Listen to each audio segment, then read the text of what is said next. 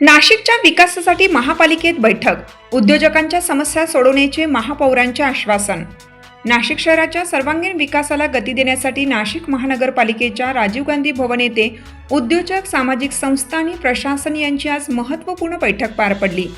शहरातील विविध क्षेत्रातील प्रमुख उद्योजक, सेवाभावी संस्थांचे प्रतिनिधी आणि सामाजिक कार्यकर्ते या बैठकीस मोठ्या संख्येने उपस्थित होते।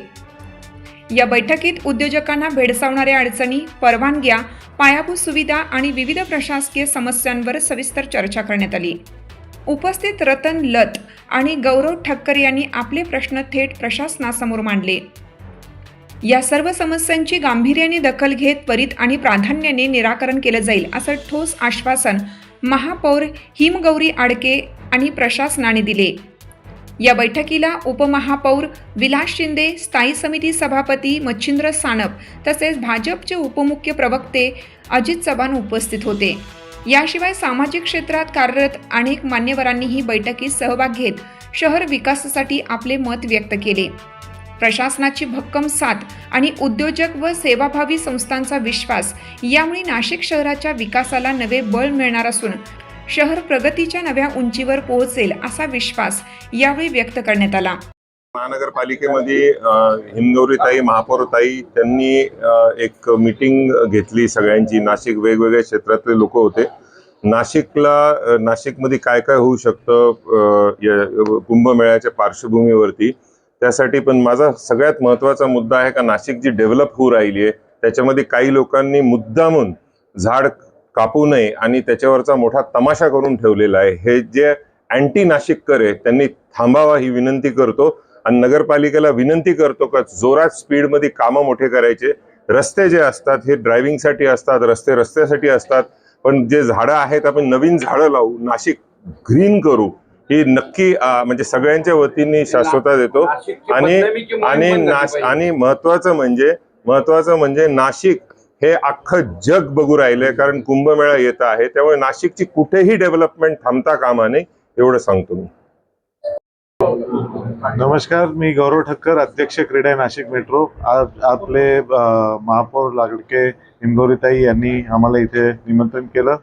कुंभमेळ्याच्या याच्यावर कशी डेव्हलपमेंट नाशिकची व्हावी याच्यावर चर्चासत्र होतं आणि आय थिंक अतिशय चांगला इनिशिएटिव्ह आहे। या निमित्ताने फक्त एकच गोष्ट सांगतोय की क्रीडा नाशिकच्या सपोर्टनी क्रीडा नॅशनल नाशिकमध्ये रिफॉरेस्टेशन ड्राईव्ह सुरू केलेला आहे आणि त्या ड्राईव्ह अंतर्गत या वर्षी 3.25 लाख झाडांचं जे आहे फॉरेस्टेशन आपल्या दरीमातुरी एरियामध्ये आपण करणार आहोत।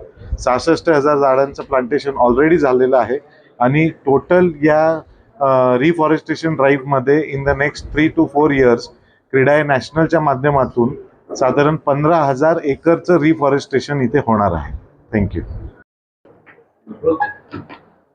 नमस्कार।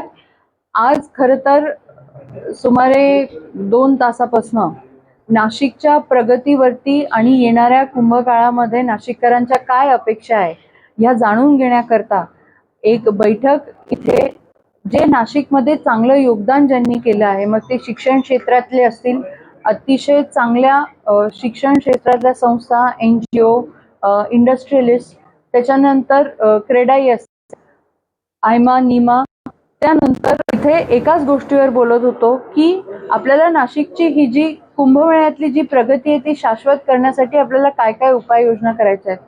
मग प्रामुख्याने याच्यामध्ये जो मुद्दा इथे आला तो होता की कुंभमेळ्यात येणारे यात्रेकरू असणार आहेत, आपण त्यांना काय दाखवणार आहोत।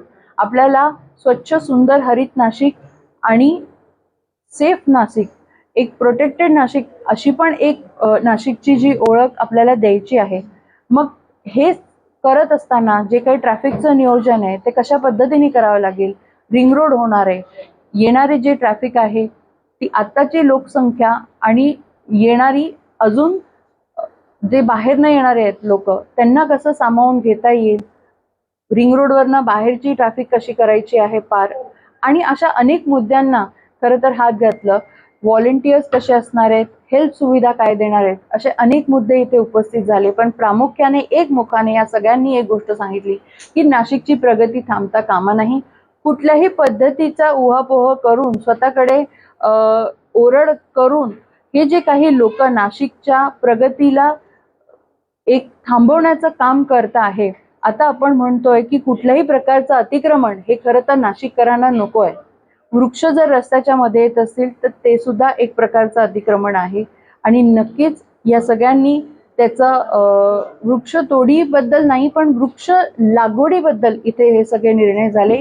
येणाऱ्या वसुंधरा दिवस जो आहे तो आहे 22 एप्रिल आणि त्या ठिकाणी आपण बघताय की आपले सन्माननीय कुंभमेळा मंत्री जे आहेत आणि सन्माननीय देवेंद्रजी फडणवीस आपले मुख्यमंत्री गिरीश भाऊंनी तर इथे आधीच 16,000 झाडं लावलेली आणि तो संकल्प पूर्ण केलेला आहे आणि त्यांच्याच पावलावर पाऊल ठेवून खरं तर आम्ही नाशिककर म्हणून पुढे येऊन आपलं नाशिक हरित कसं राहील आणि नाशिकाचं जे टेम्परेचर आहे ते कमी कसं होईल आणि नाशिकचा ग्रीन कव्हर कसा पुढे वाढत जाईल यावरती सगळ्या नाशिककरांनी एकत्रित येऊन काम करण्याची गरज आज सगळ्यांनी दाखवली. प्रत्येक इन्स्टिट्यूट, प्रत्येक संघटना ही झाडं लागवड करण्यामागे आणि त्याच्यात सक्षम आहे. पण आज नाशिक महानगरपालिका एक पालकत्व म्हणून या सगळ्या गोष्टीकडे कुंभच्या दरम्यान पाहते आहे आणि नक्कीच प्रगती म्हणजे डेव्हलपमेंट आणि संगम सांगड जर आपल्याला घालायची असेल संकल्प केला आहे की 22 एप्रिलला वसुंधरा दिवस आहे 2026 ते 22 एप्रिल 2027 या एका वर्षात सगळ्याच संघटनांनी एकत्रित येऊन नाशिकचं ग्रीन कव्हर वाढवायचं आहे, नाशिकचं टेम्परेचर कसं कमी होईल यावरती काम करायचं आहे, स्वच्छतेवर काम करायचं आहे आणि एक नवीन रूप नाशिकमध्ये येणाऱ्या लोकांना आपण हे करून दाखवू शकतो.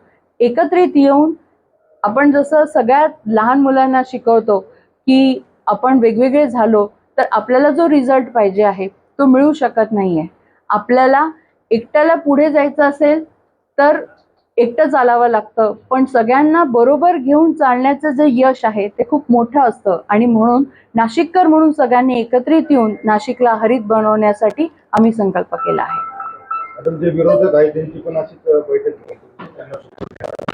विरोधकांच्या खूप साऱ्या बैठका झाल्या. आम्ही स्वतः तिथे जाऊन उपस्थित राहिलो, त्यांना सगळ्या गोष्टी सांगितल्या. पण प्रत्येक वेळेस विरोधकांचा चेहरा बदलत गेलाय. आपण स्वतः पण बघू शकता की काही ठिकाणचे येऊन सांगणारे वृक्षप्रेमी ते वेगळे होते, आता पण ते वेगळे.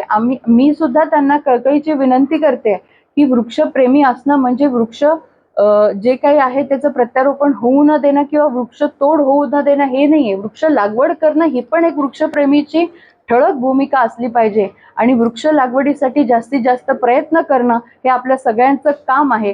कारण वृक्ष जर वाढली तर नाशिकचं वातावरण, तर ह्या ग्लोबल वॉर्मिंगचं जे काही संकट आता पूर्ण जगापुढे आहे ते आपण कमी करू शकतो.